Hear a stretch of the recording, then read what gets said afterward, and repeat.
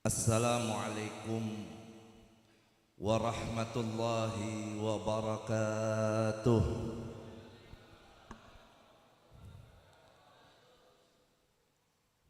Bismillahirrahmanirrahim. Alhamdulillah alladzi akramana bi sayyidina Muhammad. Alhamdulillah alladzi syarrafana bi sayyidina Muhammad. Alhamdulillah alladzi ja'alana min khairi ummatin bi sayyidina Muhammad. Allahumma salli wa sallim وبارك وشرف وكرم ومجد وعظم على سيدنا محمد طب القلوب ودوائها آمين وعافية الأبدان وشفائها والنور الأبصار وضيائها وقوت الأرواح وغذائها وآله وصحبه أجمعين أما بعد. Subhanaka la ilma lana illa ma 'allamtana innaka antal alimul hakim. Farabbi shrah li sadri wa yassir li amri wahlul 'uqdatam min lisani yafqahu qawli. Nas'aluhu tabaraka wa ta'ala ay yarzuqana wa iyyakum fahman nabiyyin wa hifdzal mursalin wa ilhamal malaikatil muqarrabin amin ya rabbal alamin. Yang sama kita hormati, yang kita muliakan segenap para guru-guru kita. Ada bersama kita Kiai Haji Saifullah Hasbiyallah, Kiai Haji Qahar Muzakkir, Kiai Haji Makhdum, Kiai Haji Muhajir bin Kiai Haji Zayadi Muhajir, Sahibul Fadilah, Sahibul Hajah, Kiai Haji Badruz Zaman bin Kiai Haji Muhammad Yasin, para kiai, para asatidzah yang lain yang mohon maaf tidak al-fakir sebut namanya satu persatu, yang insyaallah tidak mengurangi ta'zim dan hormat saya kepada beliau semua. Segenap para sesepuh tokoh masyarakat, panitia peringatan Maulid Baginda Nabi besar Muhammad sallallahu alaihi wasallam. Yang saya hormati, yang saya muliakan, ma'asyaral hadirin wal hadirat, muslimin muslimat rahimakumullah. Mudah-mudahan hadirnya kita, kumpulnya kita di sini menjadi sebab Allah turunkan limpahan barakat dan rahmat pada kita semua. Semoga Allah berikan kita panjang umur dalam sehat wal afiah, dalam ta'ah dan ibadah, dan semoga semua kita husnul khatimah. Allah masukkan kita ke surganya dan kita dikumpulkan bersama Nabi kita Muhammad sallallahu alaihi wasallam, amin ya rabbal alamin. Ahibbail kiram, ma'asyaral hadirin, jamaah yang dimuliakan Allah. Ada ungkapan dari satu ulama, dalam syairnya dikatakan, man asyaral ashrafa asya musharrafan wa mu'ashirul arzali ghaira musharrafi. Awama tara jildal hagiri muqabbalan bisaghri lamma sara jildal mushafi. Siapa orang yang kumpul, yang bergaul, yang dekat dengan yang mulia, maka dia akan hidup mulia. Mudah-mudahan kumpulnya kita di sini bersama orang-orang yang mulia yang dicinta oleh Allah Subhanahu wa taala. Dan insyaallah pastinya kita yakin semua Kita hadir di sini karena satu acara yang mulia, untuk kita sama kembali mengenang sosok yang mulia yang dimuliakan oleh Zat yang Maha Mulia. Beliau adalah baginda Nabi besar Muhammad sallallahu alaihi wasallam, yang mudah-mudahan kita semua juga mulia di sisi Allah Subhanahu wa taala. Wa mu'ashir ardali ghaira musyarraf. Sedangkan orang yang kumpul dan gaulnya dengan orang-orang yang hina, orang yang tidak baik, yang tidak mulia, ghairu musyarrafi, dia tidak akan menjadi orang yang mulia yang baik. Dia pun juga akan menjadi orang yang hina. Awama tara jildal hagiri mukabbalan. Kemudian dikatakan dalam syair itu, apakah kau tidak melihat jildal haqir, kulit hewan yang tidak ada nilainya, muqabbalan bisaghri, dia menjadi mulia bahkan dicium oleh bibir-bibir manusia, lamma sara jildal mushafi, tatkala kulit hewan itu melekat menjadi sampulnya Al-Quran. Kulit binatang siapa yang mau nyiumin? Mau dia masih nempel sama tuh binatangnya, ataupun udah lepas, udah disamak.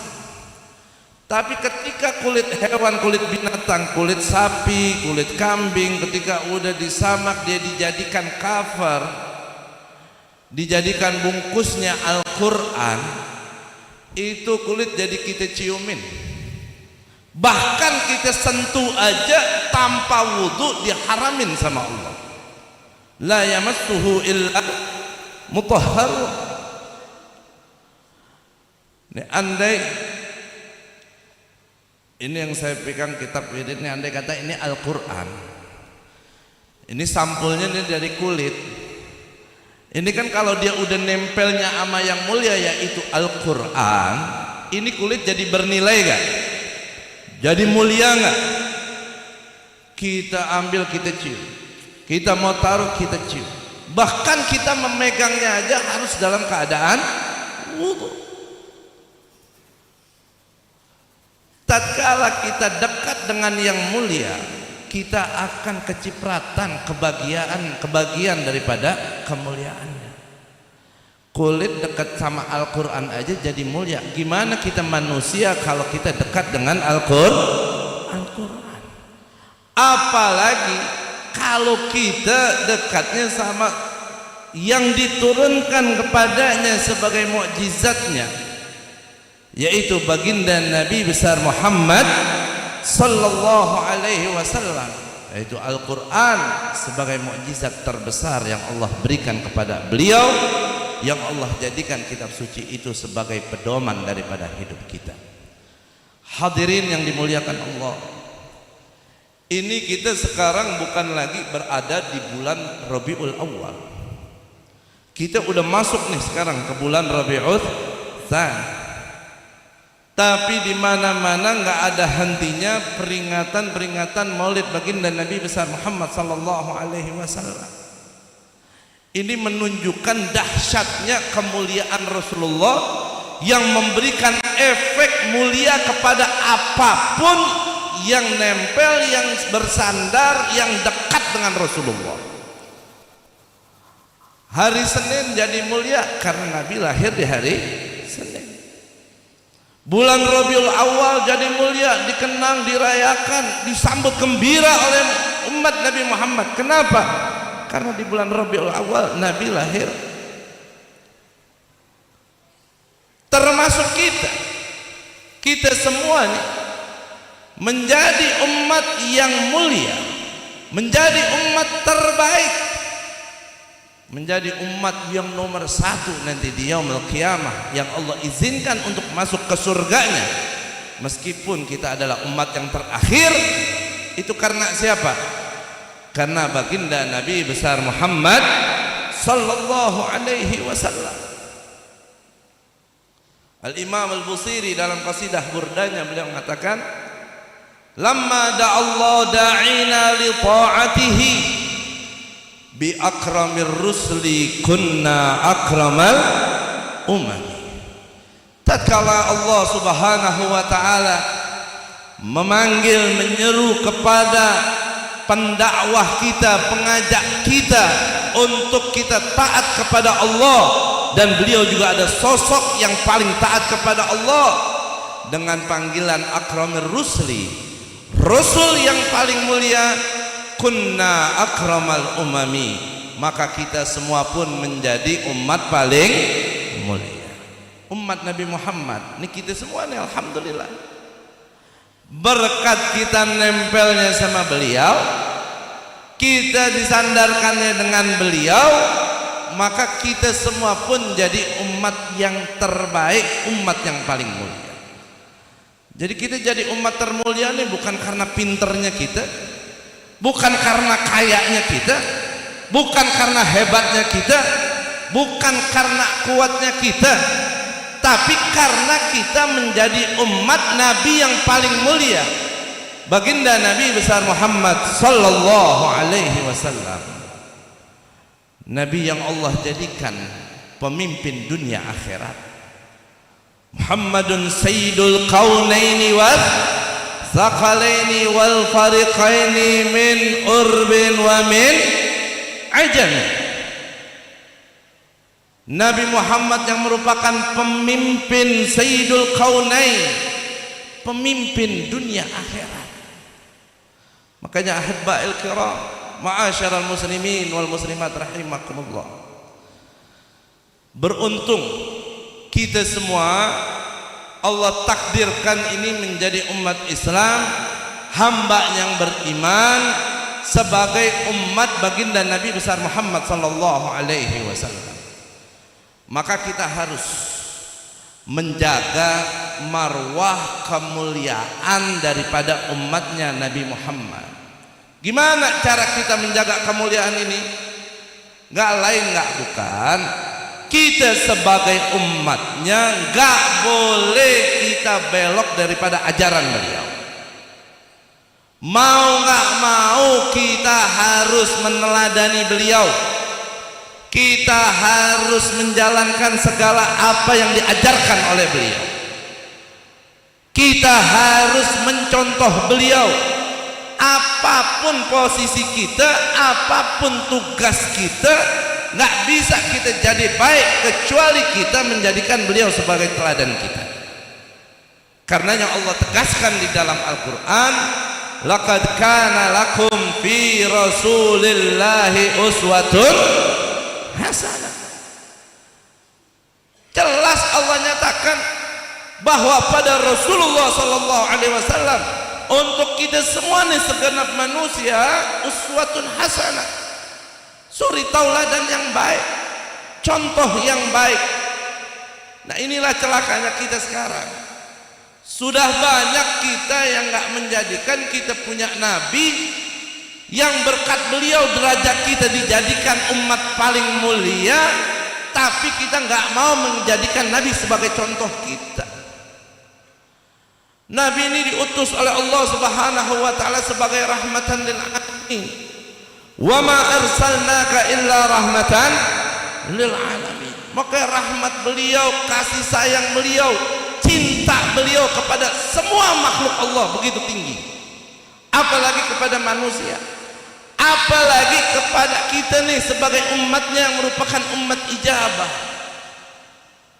Kalau bicara orang sayang sama kita, nggak ada yang sayangnya lebih besar, yang lebih hebat daripada sayangnya Nabi Muhammad sallallahu alaihi wasallam. Sampai Allah tegaskan di dalam Al-Quran, laqad ja'akum rasulun min anfusikum azizun alaihi ma anittum harisun alaikum bil mu'minina raufur rahim. Telah datang pada kalian seorang rasul dari kalangan kalian manusia, azizun alaihi ma anittum, yang sosoknya tidak ingin melihat kalian susah.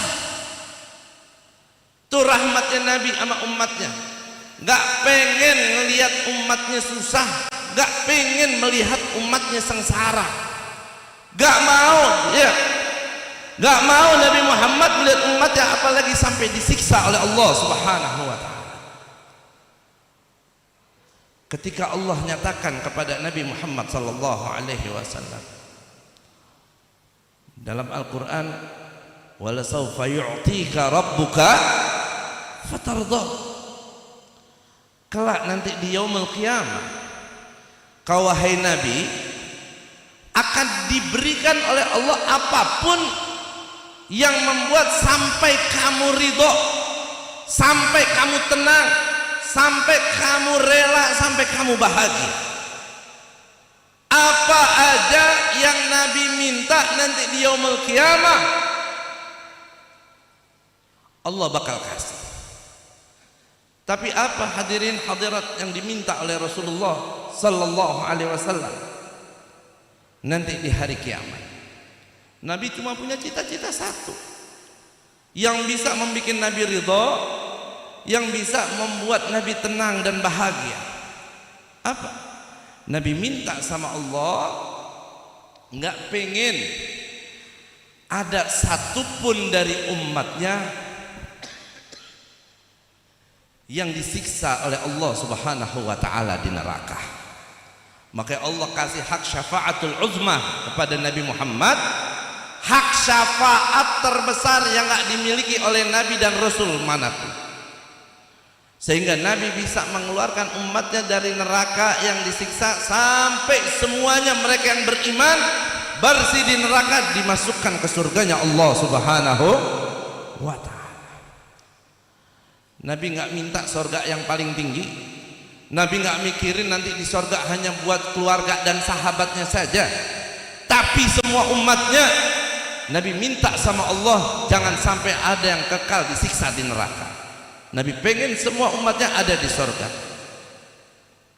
Sallu ala Nabi Muhammad. Kita punya orang tua sayang sama kita. Kita punya pasangan, punya istri, atau punya suami, ibu-ibu, kita punya anak, kita punya keluarga sayang sama kita. Mungkin banyak orang di dunia ini yang sayang sama kita. Semua kasih sayang itu dikumpul, digabungkan, ditimbang dengan sayangnya Nabi Muhammad kepada kita, nggak akan ada artinya. Makanya jangan sampai kita sebagai umatnya terus kita mengecewakan beliau, terus kita membuat sedih beliau dengan ulah kita, dengan perilaku kita, dengan kita tidak menjalankan syariatnya, apalagi sampai kita melupakannya. Tadi kita dengar sambutan dari Kiai Haji Muhajir, ceramah dari Kiai Makhdum yang mendorong kita semua untuk terus istiqomah, semangat dalam menghadiri majelis-majelis ilmu. Kenapa? Karena nggak mungkin kita bisa paham syariat, ajaran yang dibawa sama Nabi bisa kita amalin tanpa kita hadir ke majelis ilmu. Andai kata taklim rutinan setiap malam Kamis penuhnya nih kayak sekarang nih pas Maulid, ada jamaah yang segini banyaknya, ya Allah, ini Cilungup jadi kampung terberkah di dunia kali. Saya punya guru Al-Habib Hasan bin Abdullah bin Umar Asy-Syatiri, beliau pernah menyampaikan kepada kita murid-muridnya, kata beliau apa? Akbarul hadiyah lin Nabi sallallahu alaihi wasallam talabul ilm. Hadiah terbesar dari kita nih umatnya untuk Nabi Muhammad sallallahu alaihi wasallam adalah dengan kita mempelajari ilmu.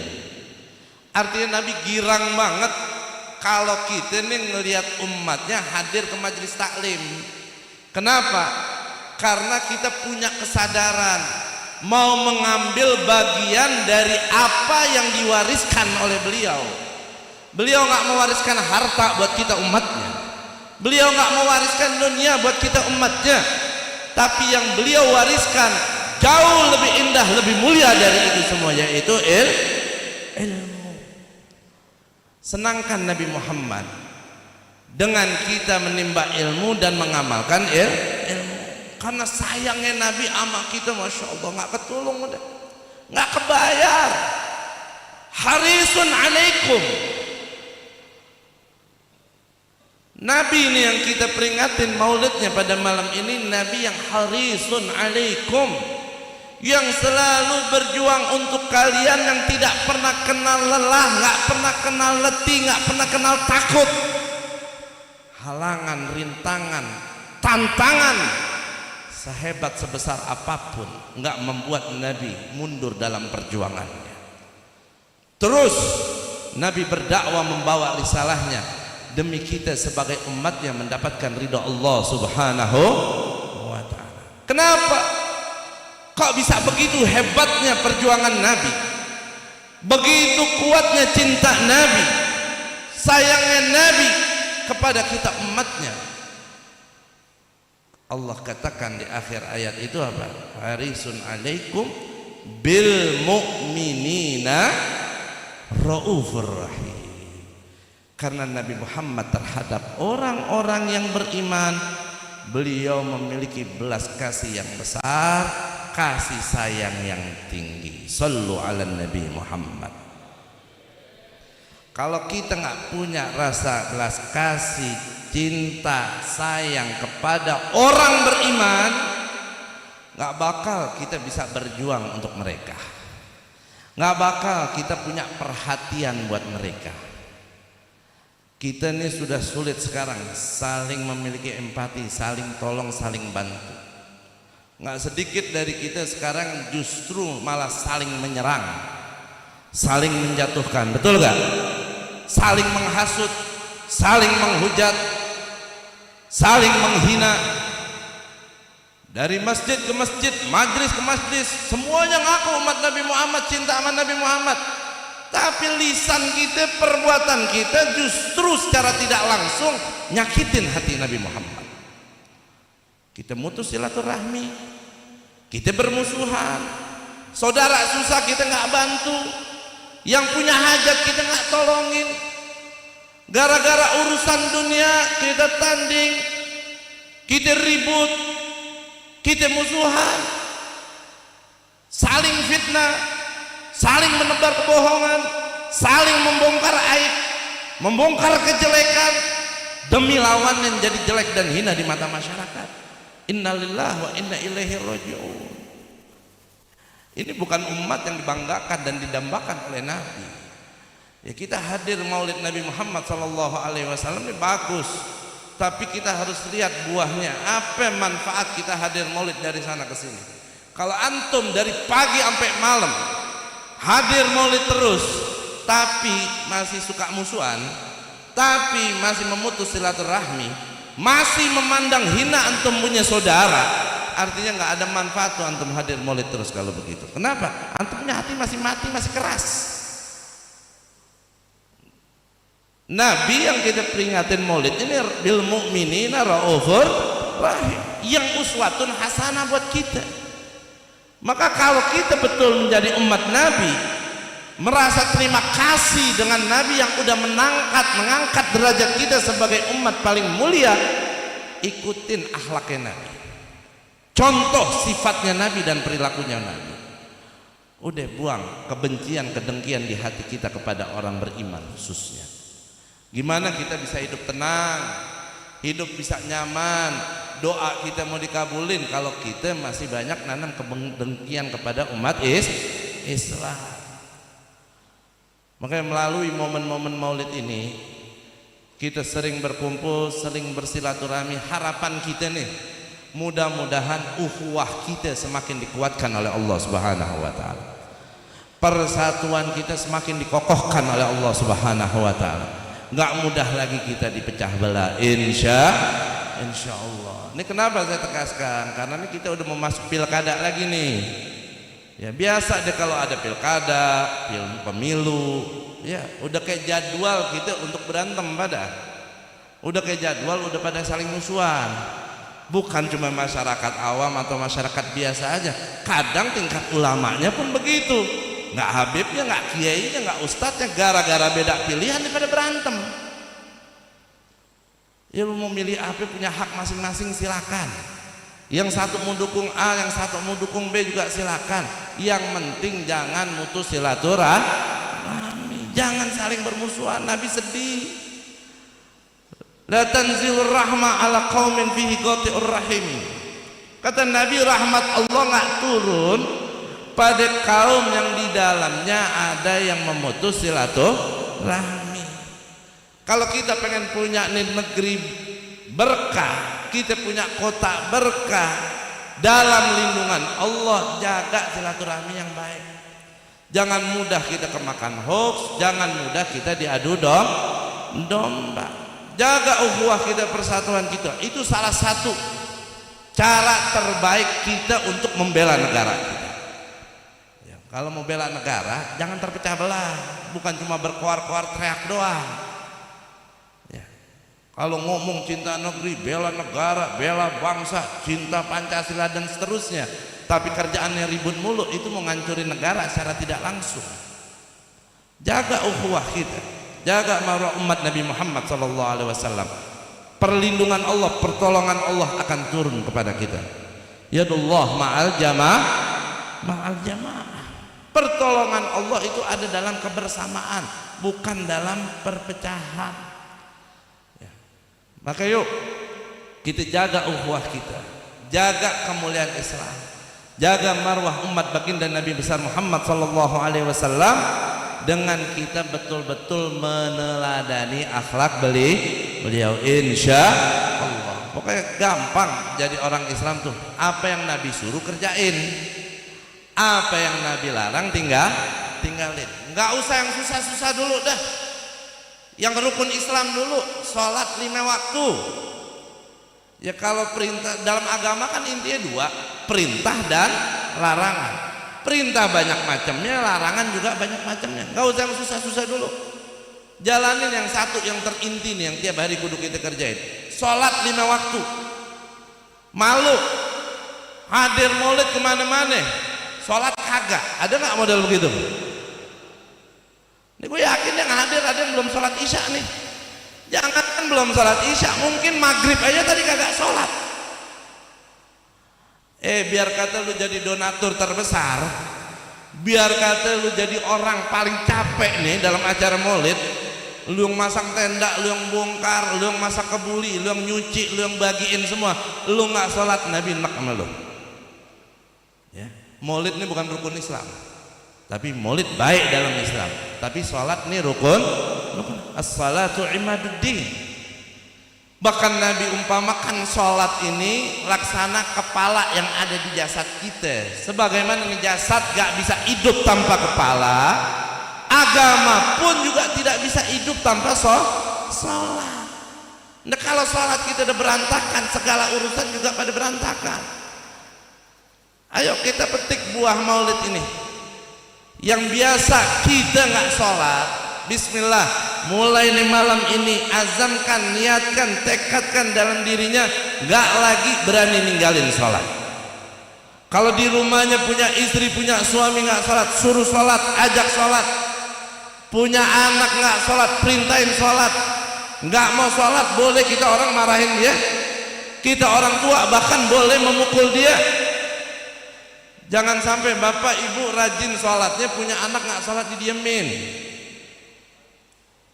Bapaknya rajin sholat ke masjid, ibunya rajin sholat, dua-duanya rajin ke pengajian, masya Allah. Anaknya tiap waktu di PKT, dagang kagak, nyari duit kagak, nggak tahu, betah banget di sono. Lu mau ngapain kalau mau itikaf di masjid? Nah orang tua yang tahu begitu jangan dibiarin tuh anak. Tuh anak nanti di akhirat susah, dia susahnya nggak bakal sendirian, dia susahnya bakal ngajak kita orang tuanya. Pertama yang gelendotin kita nanti di akhirat nih, di yaumul qiyamah, bukan musuh kita, bukan lawan kita, bukan orang yang benci kita. Orang paling nuntut kita nanti adalah keluarga kita sendiri. Pertama siapa? Ya anak-anak kita. Kalau tuh anak nanti masuk neraka gara-gara nggak sholat, gara-gara banyak maksiat, kita orang tua bungkam nggak ngajarkan mereka, mereka akan menuntut di hadapan Allah. Ya Allah, Orang tua saya nggak ngajarin saya sholat, orang tua saya nggak nyuruh sholat, orang tua saya nggak mendidik saya agama. Saya dibebaskan, saya dibiarkan, saya begini karena dia. Kalau siksa aku ke neraka, masukkan dia juga dong ke neraka, kan sebabnya dia. Kan nggak lucu. Kita udah berasa baik, udah berharap surga depan mata, gak taunya masuk neraka, ditarik ke neraka. Bukan musuh, bukan lawan, anak kita sendiri yang jeblosin kita ke neraka. Dijeblosin anak di penjara aja, ke penjara aja di dunia aja nggak enak ya. Kalau ada anak jeblosin orang tuanya ke penjara, itu masuk berita rame. Kita yang nonton aja kesal, betul gak Pak? Di akhirat anak itu bukan jeblosin kita ke penjara lagi, nanti ke neraka ya. Udah nggak ada wartawan yang ngeliput lagi, pada sibuk masing-masing. Makanya mumpung kita masih dikasih hidup dalam iman, dalam Islam, sehat afiat, yuk perbaikin yang salah-salah dari kita. Kita tobat kepada Allah, terutama sholat kita ya. Yang lain nanti kalau udah sholatnya rapi, ikut rapi juga, urusan segala rapi. Berat ninggalin maksiat, kalau kita sholatnya benar, insya Allah Allah jaga kita dari maksiat. Inna salata tanha anil fahsya'i wal munkar. Mudah-mudahan berkat daripada maulid ini Allah kuatkan ukhuwah kita, Allah bersihkan hati kita, Allah mudahkan kita untuk taat kepadanya, Allah kuatkan kita untuk meninggalkan segala apa yang dilarangnya. Yang masih belum sholat, mudah-mudahan Allah mudahkan untuk sholat.